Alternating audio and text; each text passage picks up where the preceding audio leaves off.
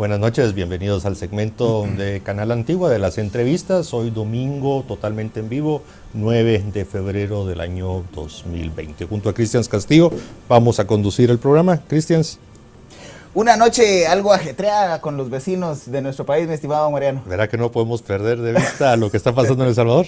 No, y al final, como nos habían definido como el Triángulo Norte de Centroamérica, vamos todos en trío ahí, así que hay que estar atentos. Será un tema que comentaremos también hoy en la noche con dos analistas políticos, personas de renombre, y con quienes vamos a repasar la semana política. Hay diferentes temas que han surgido, que se han debatido, pero también, como lo anticipó Cristian, los acontecimientos en El Salvador, en la Asamblea Legislativa, pues merecen que le pongamos atención por los paralelismos que se pueden ya identificar. Le doy la bienvenida a nuestros analistas, le doy la bienvenida a Luis Fernando Mac, buenas noches, bienvenido. Buenas noches. Y también a José Alfredo Calderón, bienvenido. Buenas noches. Buenas noches. Bueno, ya hemos dado un anticipo, tal vez iniciemos precisamente con estos acontecimientos bueno, la verdad que se empiezan a gestar desde hace varios días, su culminación es ayer y hoy, con esta situación en la que lo más notorio, y eso habrá que analizarlo porque esta es una consecuencia, no la causa, de que el presidente Bukele envía al ejército de El Salvador a las instalaciones, y no solo perimetrales, sino ingresa el ejército de El Salvador a la Asamblea Legislativa. Luis Fernando, ¿cómo ves esto? ¿Cómo lo analizas? Bueno, el señor Bukele ya desde hace ratos ha mantenido una línea interesante realmente en algunos temas, pero me parece que lo que él inaugura es una línea que se está posicionando mucho en el mundo, que es la de la autocracia, llamaría yo.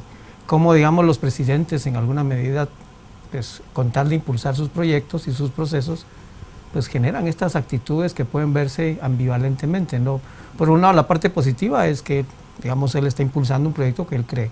La parte negativa es que pareciera, digamos, que es más bien un atropello realmente a las instituciones y una presión que se sale de los cánones, digamos, de la democracia. Me parece que la democracia en su momento realmente está perdiendo sentido realmente frente a esta lógica centralista de la política que creo que genera tantos problemas como soluciones podría generar. Ahora, licenciado Calderón, básicamente es un vecino inmediato.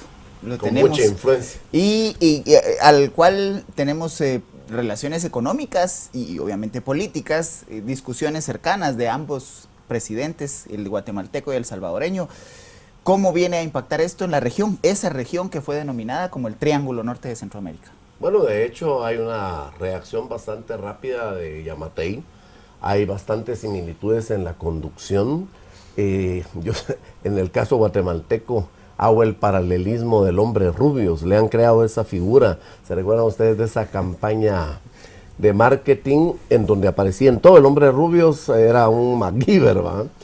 Y Bukele, con un estilo muy parecido, un millennial que aprovecha muy bien el Twitter, que incluso da instrucciones a sus ministros, pero hoy sí yo creo que se brincó la barda. Si bien el artículo 67 es un poco complicado porque sí le da un respaldo legal. El 87 de la Constitución salvadoreña. Pero el 167 es el que permite, en el numeral 7, convocar extraordinariamente a la Asamblea Legislativa cuando los intereses de la República lo demanden. Claro, hay un artículo similar en Guatemala, no hay que olvidarlo, ¿verdad? Sí. En la de Guatemala hay un artículo similar. Claro que el espíritu del legislador fue, bueno, en condiciones extremas especiales. Se dan esas situaciones, no en condiciones de normalidad, porque aquí hay una diferencia política que no tenía que dirimirse de esa forma. Eso de meter ya al ejército adentro de la asamblea, amenazar abiertamente, pero lo que me preocupa también es el discurso mesiánico. Nada se va a interponer entre la voluntad de Dios y la voluntad del pueblo. Las constantes y reiteradas alusiones a Dios y al pueblo que hacen por momentos, incluso me recordó a Mussolini, un déjà vu, y peligrosísimo sobre todo porque estos paralelismos que hay entre los dos sistemas políticos, pues al rato también se le antoja. Recordemos que realmente la debilidad del gobierno actual en el Congreso son 2 votos de diferencia los que obtuvo en la Junta Directiva del Congreso, y claro, copó también todas las comisiones de trabajo, pero peligrosísimo. El mensaje que está mandando Bukele no solo a la región, no solo al Triángulo Norte, a la región centroamericana y al mundo, es terrible. Es terrible porque creo que no necesitaba, con la popularidad que él tiene, no necesitaba. Yo creo que está haciendo un mal uso de la popularidad, convocando a la gente en las afueras. Podrán los políticos de la Asamblea en El Salvador no ser peritas en dulce como lo son aquí, pero de eso a que nosotros nos pongamos al mismo nivel, yo creo que ojalá recapacite, y porque incluso si hay una decisión de la Asamblea salvadoreña para justificar para aprobar el préstamo, sería espuria esa decisión porque sería bajo amenaza. Entonces, yo creo que esto va a terminar mal, tanto aquí como allá. No queremos utilizar mucho más tiempo de la entrevista porque hay otros temas que ya son en el territorio nacional, pero producción ahí nos pasó un par de imágenes de lo que sucedió hoy por la tarde, ver ingresar a elementos de las Fuerzas Armadas salvadoreñas a lo que aquí denominamos el hemiciclo del Congreso, ver al presidente del organismo ejecutivo de El Salvador, Bukele, sentarse en la silla del presidente de la Asamblea Legislativa.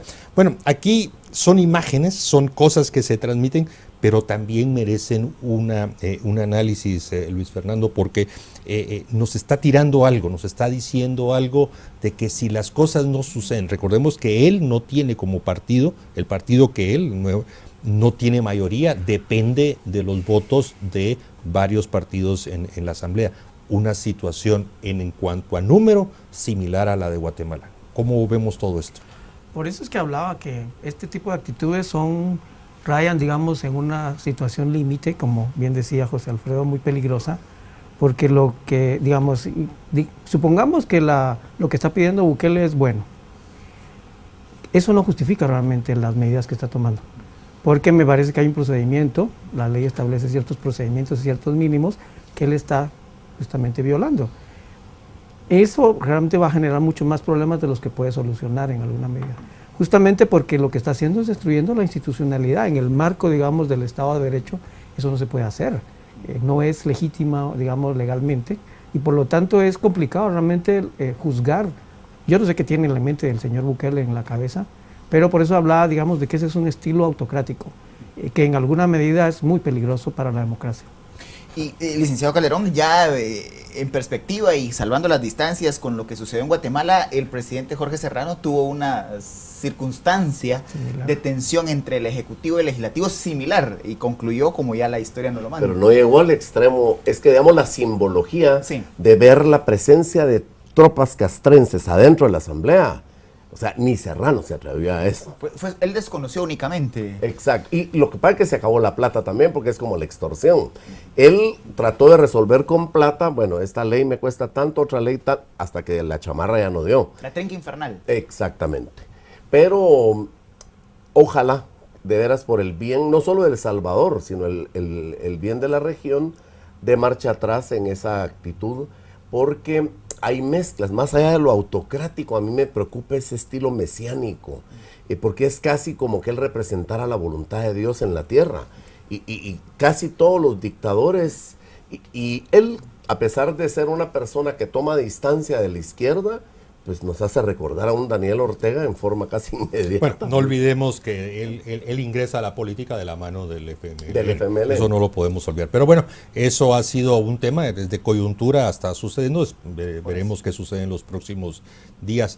Retomando la política nacional, esta semana ocurrieron varios elementos, pero yo quisiera iniciar con el tema del rompimiento, el resquebrajamiento ya público de lo que era un secreto a voces. Las distintas facciones de la Unidad Nacional de la Esperanza se pronunciaron y bueno, se da este cisma dentro del partido que no podemos olvidarlo. Más diputados logró introducir al Congreso de la República, más municipalidades, más alcaldes tiene todavía bajo el paraguas verde.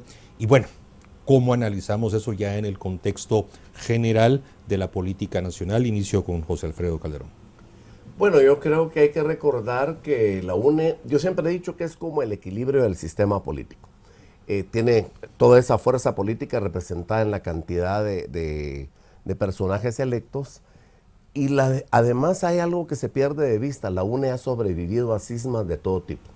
Recuerdo cuando se formó Líder, el golpe que recibió fue tremendo.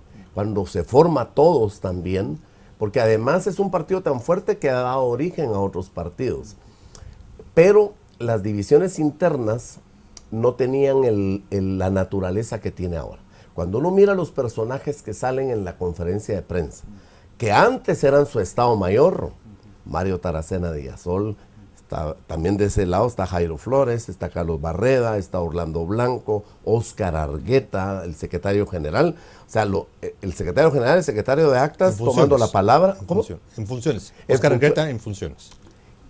Pero de los personajes más cercanos a Sandra, comentábamos fuera de cámaras, como Óscar Argueta, incluso hasta llora cuando pierde Sandra Torres en las elecciones de la semana del año pasado.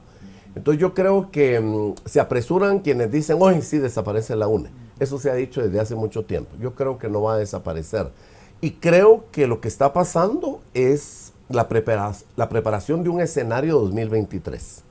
Ellos saben que no pueden continuar con la figura de Sandra, con ese cacicazgo, porque no es liderazgo, ese cacicazgo que ha tenido. Y no es la primera vez. Recuérdense que la UNE ha votado, una parte de la UNE ha votado ya en 3 iniciativas de ley del Pacto de Corruptos. Y la 4ª vez fue la elección de junta directiva. Porque para que pudieran tener la junta directiva, Yamatei tuvo que negociar con el diablo. Y por eso, y se da por solo 2 votos de diferencia la victoria para poder tener las elecciones. También logran copar la mayoría de los partidos del Pacto de Corruptos, las comisiones de trabajo principales. Obviamente es una gran victoria. Tienen el organismo judicial con esta Silvia Patricia Valdés, tienen ahorita la NAM, o sea, han copado el Estado totalmente. Ahora bien, ¿cuánto va a durar eso? Porque esas alianzas son pegadas con chicle. Se hace mucho ofrecimiento, corre mucha plata, no hay convicción y sobre todo que no hay un pacto político sólido que le dé el sello de sostenibilidad a esa alianza. Yo creo que esta alianza durará quizá el 2020 y no me atrevo a decir de que dure hasta las elecciones de junta directiva próximas en enero del 2021. Doctor Mac, realmente la UNE, como ya bien se dijo, ha enfrentado esta narrativa que ahora se está dando, la democratización interna del partido, y lo vimos recientemente con lo que sucedió en los señalamientos que hiciera Carlos Menocal y el señor Ronaldo Robles. Volvemos a escuchar la misma narrativa, solo que ahora por actores internos mucho más fuertes, mucho más poderosos. ¿Hay un proceso de democratización interna del partido, doctor? No, no lo creo realmente. Lo que hay son intereses, por supuesto. Y la floración de los intereses determina si, digamos, estas rupturas son visibles o no. Como bien decía José Alfredo, estas rupturas no eran, digamos, tan visibles desde antes, pero el partido nunca tuvo, digamos, una unicidad como tal. Siempre hubieron pugnas que nunca llegaron al ruedo, como ahora están llegando. Me parece que es típico realmente de un partido que ya no tiene la hegemonía, que ahora sí es evidente realmente que el liderazgo de Sandra Torres ya no da para más. Y la falta, me parece que de relevo, justamente la negativa, probablemente, digamos, de Sandra Torres de dar un paso atrás en la dirección, es lo que lleva, digamos, finalmente al rompimiento, a que el agua, digamos, finalmente llegue a este tipo de rupturas. De lo contrario, las cosas no hubieran llegado a este nivel realmente. Creo que esto refleja muy bien la política nacional, lamentablemente. No hay pactos duraderos, digamos, no hay posibilidad de establecer mecanismos y procesos de más largo plazo. Lamentablemente lo que pasa en la UNE, como bien decía José Alfredo, es un reflejo de lo precario que es la política nacional. Analicemos, Luis Fernando, un poco la interioridad del partido. Evidentemente, lo más visible en este momento es su bloque legislativo. Una primera pregunta, algunos dicen que solo se divide en 2, otros en 3, y hasta incluso hay 4 fracciones que conviven de alguna manera en estos días. Y insisto en eso por el tema de la legislación antitransfugismo, que evita que, como antes, sucedía antes del 2016, pudieran formarse bloques legislativos. Esa sería una primera pregunta. Si ya podemos hacer un análisis de cuántos gobiernos locales jala cada una de estas fracciones, porque algunos de los que se retiraron tienen liderazgos locales más fuertes que personas como las que mencionó bajo el denominativo Estado Mayor, que por lo general están en el listado nacional o en listados del Departamento de Guatemala. Me quedo con esas dos primeras preguntas, Luis Fernando. Lo que hay que entender es que los partidos políticos en Guatemala lamentablemente no son estructuras graníticas, estructuradas de manera, digamos, más estable, sino son muy dinámicas y se estructuran, digamos, a través de redes, tanto locales, regionales y a nivel nacional. Ese es el problema de los partidos políticos, por eso es que son tan mutables y en alguna medida tan posiblemente fragmentados, por supuesto, porque no tienen una identidad, una estructura, un liderazgo realmente más granítico, como ocurre en otros países. Lamentablemente el sistema electoral guatemalteco por eso produce tantas rupturas y tantos nacimientos y muertes de los partidos políticos. La UNE se ha mantenido durante mucho tiempo porque tuvo cierta capacidad realmente de coordinar esas dinámicas y esas, digamos, redes territoriales en torno a un proyecto y que en alguna medida se mantuvo porque tuvo, digamos, cierta capacidad de obtener resultados electorales durante mucho tiempo. Si uno analiza los datos, uno ve que es uno de los pocos partidos que tiene un caudal electoral estable durante muchos años. Sin embargo, es evidente que ya el crecimiento de la estructura de la UNE ya no da para más. En 2 procesos electorales estuvo a punto de ganar y pierde en la última etapa, lo cual demuestra que ya el partido tal como está estructurado no va a lograr, digamos, alzarse con el triunfo electoral. Por lo tanto, estos reacomodos son parte, digamos, de esa estrategia, digamos, y ese reacomodo que permita al partido volver a la senda del triunfo. Eso es lo que me imagino estarán buscando los dirigentes. No obstante, licenciado Calderón, en esta refriega entre ambas fuerzas ha salido a luz que hay directrices de una de esas redes que refería el doctor Mac, interna, que pone los ojos sobre la elección de jueces de la Corte Suprema de Justicia, Cortes de Apelaciones y Tribunal Supremo Electoral. Es decir, hay, como bien se refería ya, intereses a futuro en las elecciones posteriores, pero hay batallas inmediatas. ¿Cómo leer este primer resquebrajamiento de uno de los partidos en función de los intereses que se juegan en la elección de las Cortes de este país? ¿Se recuerdan que el año pasado, que vine en varias ocasiones, siempre insistí que cualquier solución política del tipo que fuera tenía que pasar por la UNE? Ya sea vía la negociación o vía el ataque a la UNE, que es lo que al final se dio. Obviamente hay íntima relación con la elección de cortes, el Tribunal Supremo Electoral, que realmente son las joyas de la corona. Digamos, Junta Directiva y Comisiones de Trabajo del Congreso son importantes, pero lo es mucho más los magistrados. Y aquí hay que ver quiénes son, porque no es cuestión de cantidad. Efectivamente pudieran haber 3, 4 grupos. Yo distingo básicamente 2 grupos, pero cuando uno mira el tipo de personas que salen en la conferencia de prensa, entonces hay que ponerle mucho más atención. Es que, en serio, esto del Estado Mayor no es poca cosa. Es gente, yo distingo políticos, hay muchos. Animales políticos hay muy pocos. Y ellos tienen a uno de ellos que es por antonomasia tal vez la persona más visible y efectiva, Mario Taracena. Lo que él dice y hace, si lo hiciera otra persona, le fuera muy distinto. Entonces siguen teniendo fuerza porque recordemos que Sandra, el ejercicio del poder político en el gobierno da réditos que incluso pueden ser cobrados posteriormente. Y las facturas las ha ido cobrando a través de las posiciones que colocaron en una serie de organismos de orden público y de funcionarios que le deben el nombramiento a Sandra Torres directamente, porque aquí hay que hablar con nombre y apellido.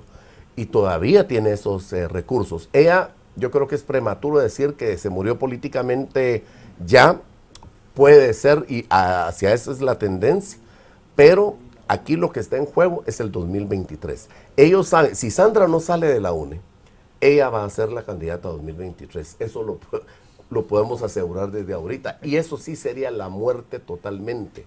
Ese empecinamiento, ese engolosinamiento por el poder que le pasó a Daniel Ortega, le pasó a Evo en Bolivia. Y a pesar de la gestión tan exitosa, incluso que tuvo Evo, con números tan importantes, pero ese obnublamiento que hay, decía Maquiavelo, el poder corrompe, luego aniquila. Y yo creo que eso le está pasando a Sandra y le está pasando al partido y se resquebraja, porque al final en las crisis Sandra lograba salir avante precisamente por estos que aparecen ahora en la conferencia de prensa y que salían a flote porque eran la parte fuerte. A veces pueden tener 30, 40, pero hay 4 o 5. El Congreso de hecho se mueve por pocos personajes. Aquí de los 160, Habrán exageradamente 10 personas, 8 personas que mueven el Congreso. Entonces yo creo que ahora sí va en serio la defenestración de Sandra. La batalla va a ser larga, muy fuerte y con muchas consecuencias, pero yo creo que sí ahora se acerca al final, no de la UNE, de Sandra Torres. Algunos analistas discreparían con esas afirmaciones y recordarían de que un doctor Yamatei pasó 5 veces como candidato presidencial, entonces si lo logró. Álvaro Colom UNE pasó 4 candidaturas y al fin lo logró. Otto Pérez Molina, en fin, dirían, la perseverancia en algún momento alcanza. Lo digo porque hay otros enfoques de análisis. Yo entendería de la respuesta que ambos hablan de 2 bandos que hay al interno. Será interesante ver cómo actúan. Hay un dato que me llama la atención. Cuando Carlos Barreda anuncia la carta en la cual remueven como subjefe de bloque legislativo a Vargas de Izabal, habla al un inicio de más de 40 firmas. Al final fueron 32. Al final fueron 32. Es un dato interesante porque como que las expectativas eran otras. Pero hay un elemento, José Alfredo Calderón, que quiero mencionar. Hay pendiente la resolución de la Corte de Constitucionalidad vinculada al diputado Santiago Nájera. Santiago Nájera, electo 5º secretario del Congreso, de la Junta Directiva del Congreso de la República, uno de los disidentes de UNE. De darse una resolución como se espera, en el sentido de que debe de dejar de ser secretario, ¿qué va a pasar? ¿Cuál de los grupos tendría pues que proponer, o quiénes considerarían ustedes que podría llegar como 5º secretario de la Junta Directiva? Porque la CIA corresponde al bloque legislativo, no al diputado individual. Afirmativo. Yo creo que sería un golpe creo que lo van a sacar. Ahora, recordemos que es la persona fuerte de la Corte de Constitucionalidad. Repito, los organismos tienen mucha gente, pero siempre hay alguien que manda. La persona que parte el queso en la Corte es Gloria Porras. Y todos sabemos la afiliación que hay de carácter político hacia Sandra. Creo que van a defenestrar a este diputado, se pierde ese 5º secretario y obviamente va a perder el bloque, aunque puedan poner otra persona. Y creo que va a ser más fuerte este grupo. Es que este grupo es más fuerte. Gustavo Alejos tiene mucha plata. Incluso Gustavo Alejos es el que le provee a Sandra, cuando llega a la cárcel de Mariscal Zavala, todas las prebendas para que ella esté con toda la comodidad. Esta alianza no es de ahora.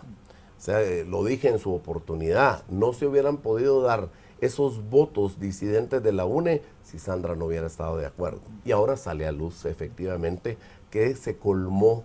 La gota que colmó el vaso fue precisamente esta seguidilla, Junta Directiva, Comisiones de Trabajo y ahora esta última situación en el Congreso.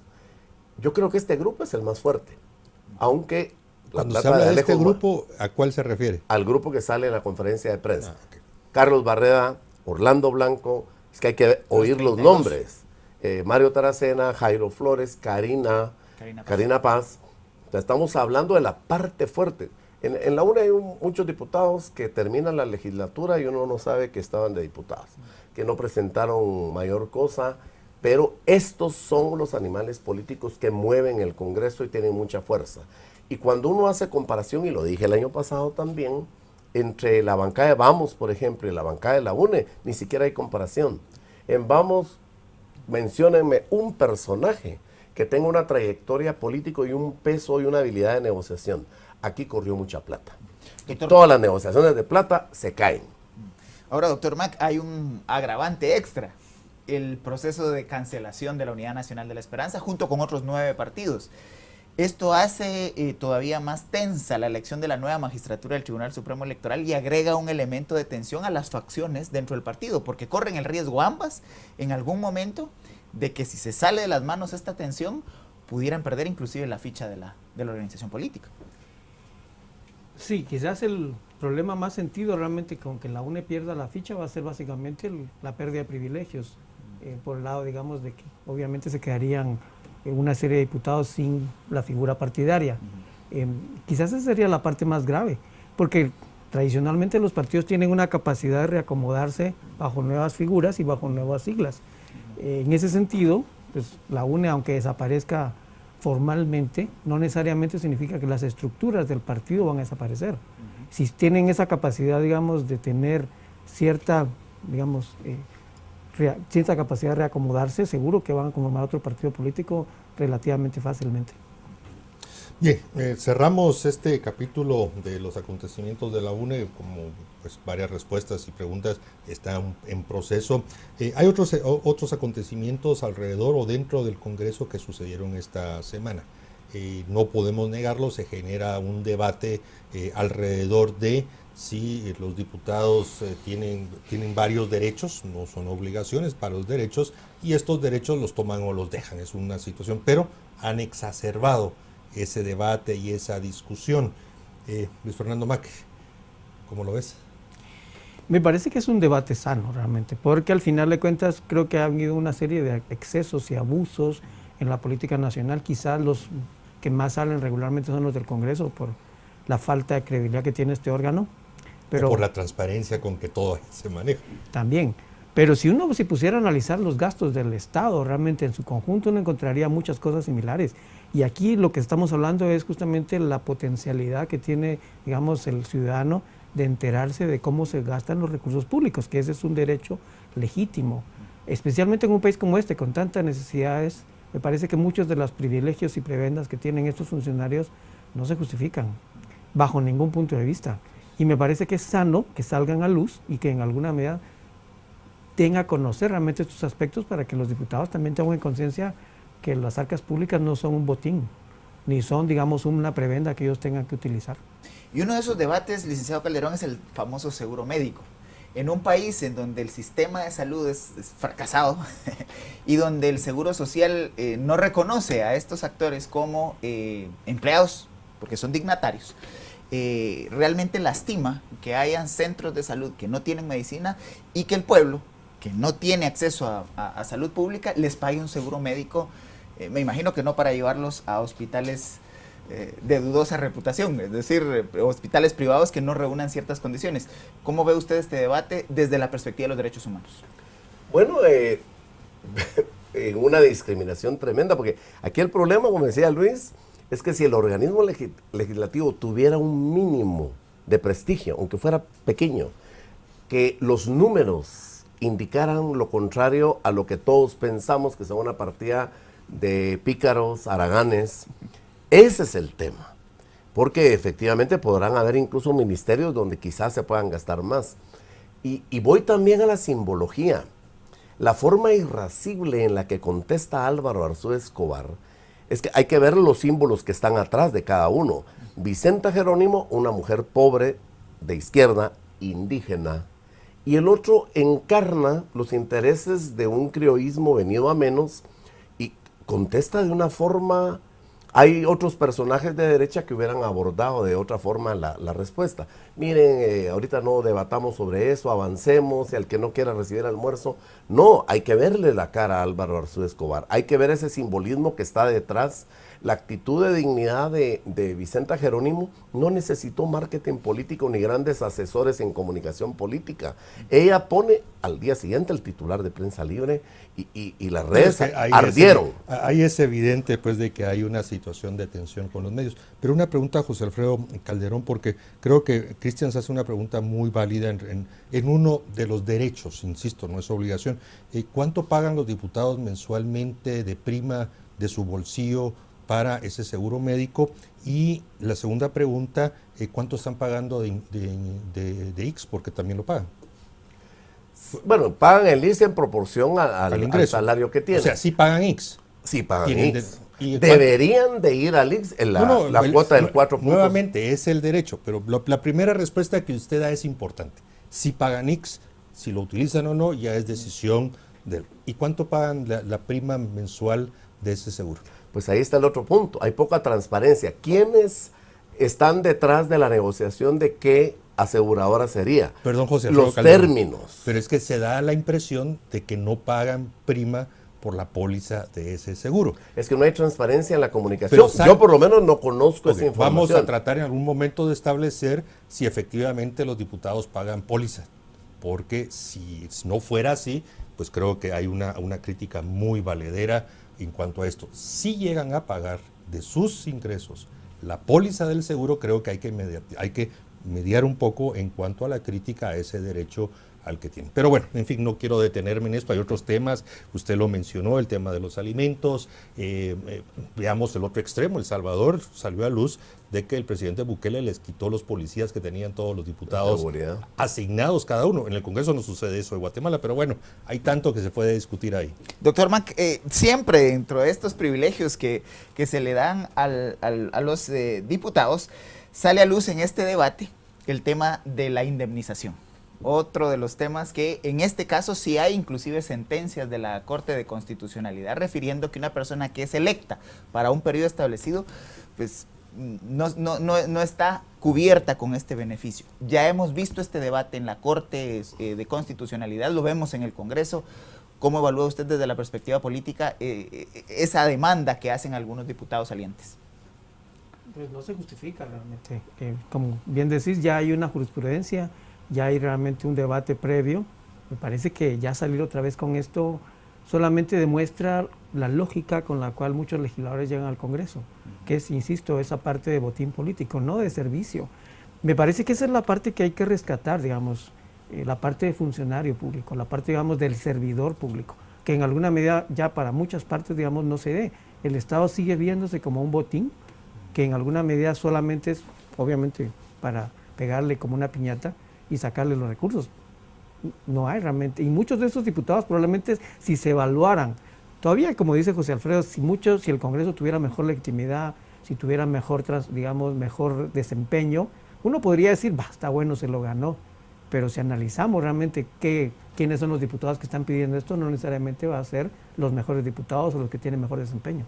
Fernando, este tema de la indemnización, yo comparto la opinión que expresa Cristian Castillo. Me parece que no corresponde, como dignatarios de la nación no les corresponde la indemnización, pero en fin, hay un acta ahí de una sesión de la comisión permanente en la que no participa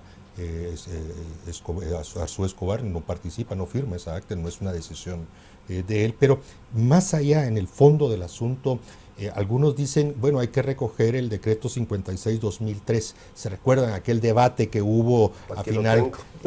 Pero es claro. Sí, pero ese fue declarado inconstitucional, o sea, no forma parte de nuestro ordenamiento jurídico, pero eso dejó habilitado la indemnización para magistrados de cortes, Corte de Constitucionalidad, Corte Suprema y Tribunal Supremo. ¿Cómo tenemos entonces que analizar si hay un segmento de magistrados designados, no electos, y hay otro que no reciben la indemnización? No lo vamos a poner calificativo. ¿Cómo lo analizamos?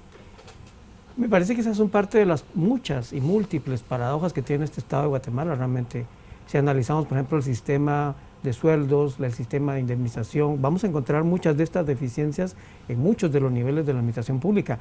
Por eso es que siempre se ha planteado que este Estado necesita una revisión profunda realmente, porque hay muchas paradojas que se establecen justamente porque la legislación parece que no es pareja o tiene muchos baches realmente de aplicación. Y en tu conocimiento así listado, ¿qué tendría que revisarse? No solo servicio civil, me imagino que hay otras, todo el tema del sistema de pensiones de trabajadores del Estado. Por dar un ejemplo, no sé qué otros habría que revisar.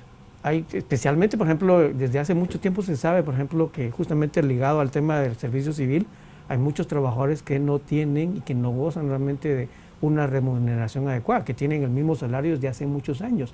Por eso es que hay tantas irregularidades en la administración pública. Hay muchos mecanismos realmente en alguna medida de compensación, entre comillas, informal, porque no hay una capacidad realmente de retribuir a muchos funcionarios públicos, a muchos servidores públicos de cierto nivel, especialmente medio para abajo, de una suficiente incentivo para que puedan trabajar adecuadamente.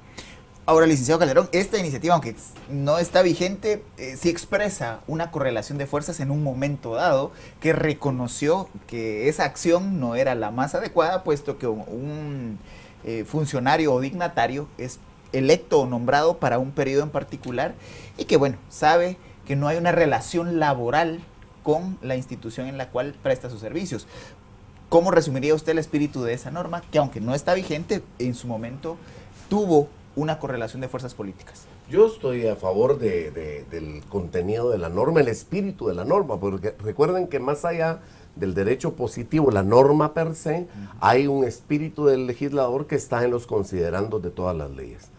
Pero yo iría más allá. Podemos hacer una ley de servicio civil impecable, una ley de compras y contrataciones totalmente revolucionaria, pero mientras no se cambie el sistema político, patrimonialista y clientelar, el problema no es de leyes. Es que en Guatemala hay más de 70,000 normativas y esa tendencia a arreglarlo todo a través de una normativa que viene desde la colonia y que persiste hasta nuestros días, y cuando ya hay una ley se parcha y ya se parchó. Miren la ley electoral y de partidos políticos, y van a seguirla parchando, porque incluso en la ley dice que después de las elecciones se tiene que establecer esa comisión y a puro parche. Pero mientras el sistema no cambia, es que es locura pretender resultados diferentes si la forma como los funcionarios llegan a esos puestos, los tipos de financiamiento, todo el sistema, todo lo que implica que no tengamos un verdadero sistema de partidos políticos. Si no se cambia eso, la normativa podría tener los mejores juristas para redactar leyes, porque no son malas. Nuestra Constitución incluso es la primera que establece incluso como eje transversal los derechos humanos, crea la figura del ombudsman. En su momento, una Constitución envidia de muchos países, no solo en el continente, sino a nivel mundial. El problema es la aplicación. Los hombres que aplican llegan a esos puestos a través de un sistema político clientelar y patrimonialista. Si no se rompe eso, lo otro sería como querer hacer un edificio sin ponerle atención a la estructura, como pasó en el del Ritz, en el centro.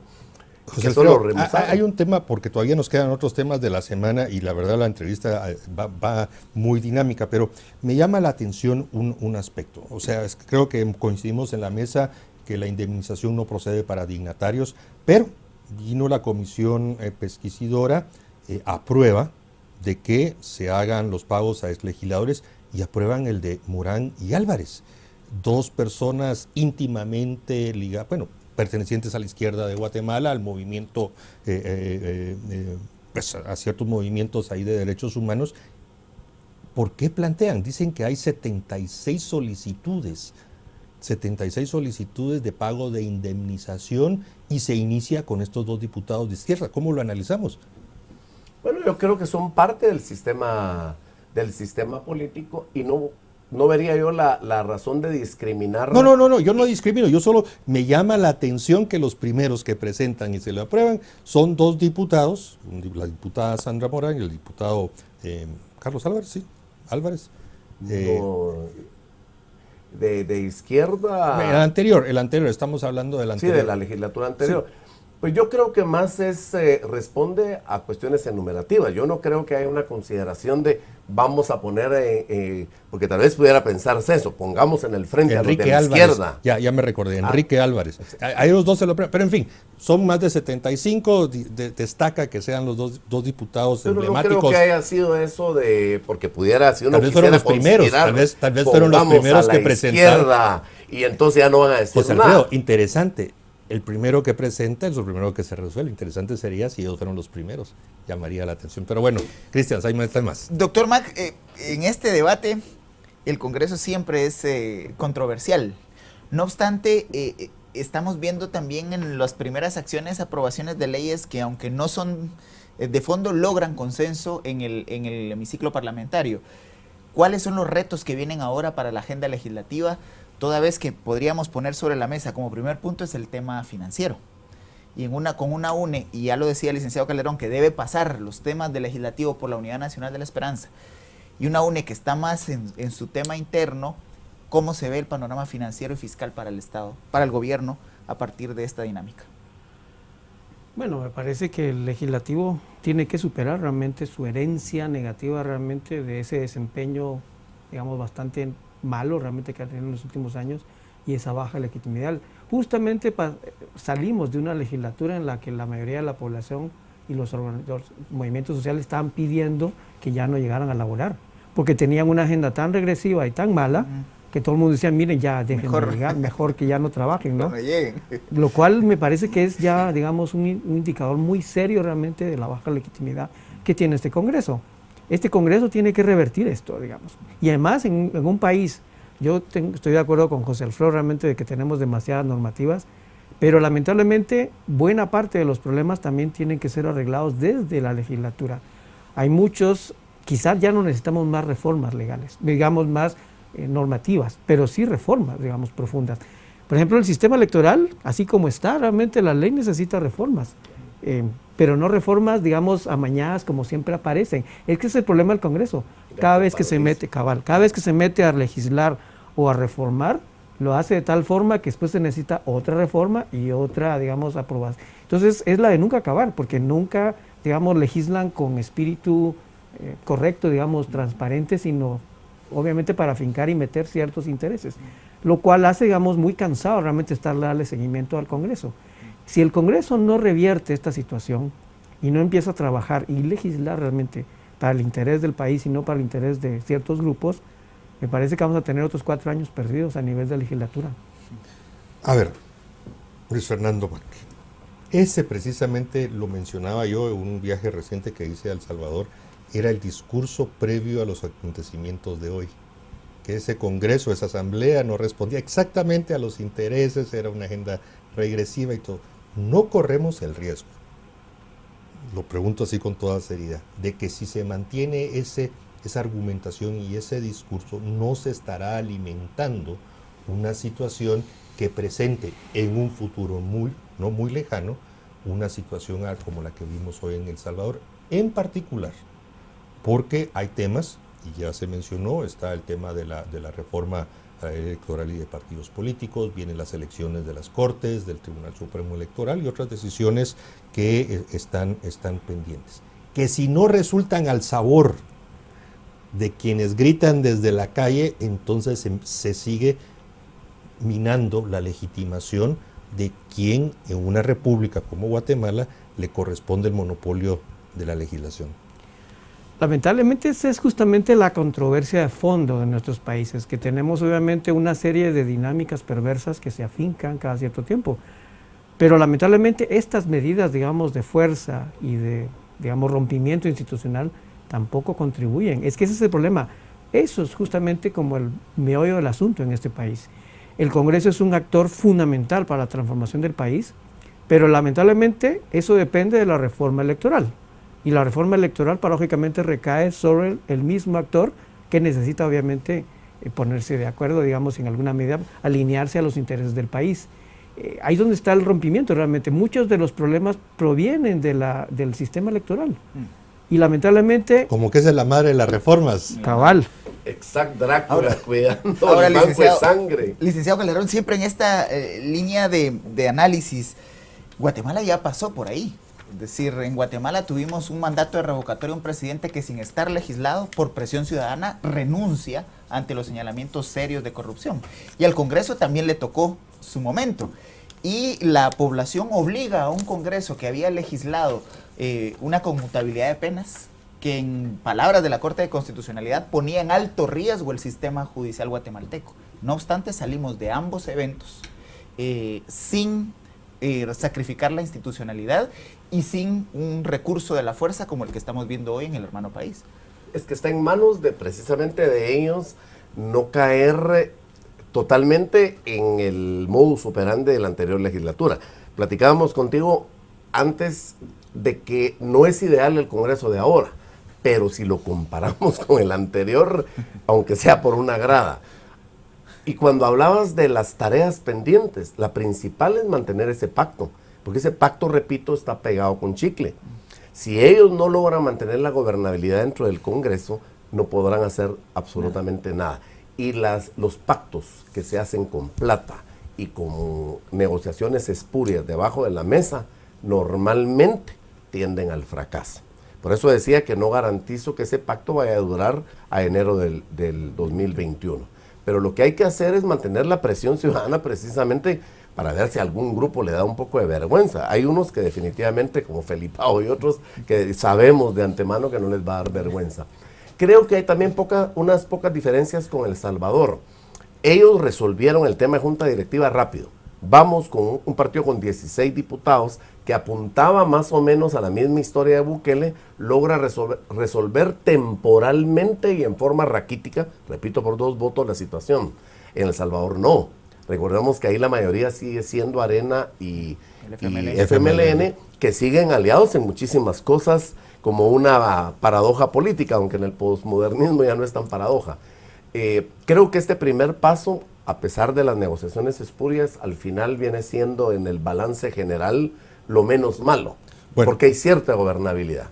Eso de la cierta gobernabilidad creo que es importante. Se nos está acabando el tiempo, pero hubo otro acontecimiento que creo que en el último minuto y a manera de conclusión les pediría que cada uno lo trate, y es ya la consolidación de la estructura y de la normativa que ampara la Comisión contra la Corrupción, llamada y convocada por el presidente Alejandro Yamatei. Se nombra a su director ejecutivo, Oscar Rivas. Ha generado un debate esa denominación, pero no hablo yo. Les pido a ustedes que en un minuto, conclusión, analicen esto de la comisión, por favor. Bueno, yo escribí un artículo precisamente sobre eso. Artículo por artículo no conduce a ningún lugar. Hay una total dependencia del Ejecutivo, pero encima, además de que da a luz un ser muy débil, encima le quita el oxígeno al decir que el director ejecutivo, persona de toda su confianza, no puede nombrar gente ni puede decidir nada. Entonces no está el MP, no está la Contraloría, no hay agentes internacionales, no hay agentes creíbles, que es lo más importante. Todos son empleados del Ejecutivo. Y el Ejecutivo dirá lo que se tiene que hacer. Ejemplos hay muchos. Vamos a destituir todos los nombramientos de Cancillería. No, bueno, realmente no todos, 12. Vamos a mostrar que en el MAGA, bueno, realmente no todas las plazas, sino... No, aquí estamos asistiendo a un hombre rubio que hace de todo y al final no hace nada. Luis Fernando, por favor. Completamente de acuerdo. Me parece que es una comisión sin dientes, me parece que más como para maquillar realmente, pero ya desde el momento en que surge desde el Ejecutivo, no tiene mayor, digamos, operacionalidad realmente. Porque obviamente va a perseguir probablemente... la corrupción de otros entes, pero no la del Congreso, no la del propio organismo. No se disparan en el pie. Cabal. Bueno, Cristian, llegamos al final. Agradecemos a ambos. ¿Qué tal? ¿Todo bien? Creo que hay que estar muy atentos a cómo va a evolucionar El Salvador. Es para el Estado guatemalteco una alerta, y ojalá que los hermanos salvadoreños salgan de este momento sin sacrificar vidas. Es importante que no haya sangre. Ya nuestras sociedades han derramado sangre por la institucionalidad de nuestros estados, y no es en el siglo XXI la forma de resolver los problemas políticos. Bueno, tendremos varios temas que abordar en lo que resta, o de lo que inicia la semana de mañana lunes 10 de febrero. Agradecemos mucho que hayan estado aquí con nosotros este domingo, a nuestros dos invitados que hicieron el esfuerzo de estar acá en vivo en Canal Antigua. Cristian, gracias nuevamente, nos vemos el próximo domingo, y a ustedes pues los invitamos a que continúen con la programación de Canal Antigua y que nos sintonicen el resto de la semana. Tendremos entrevistas que estamos seguros serán de su interés. Tengan buena noche y un buen descanso.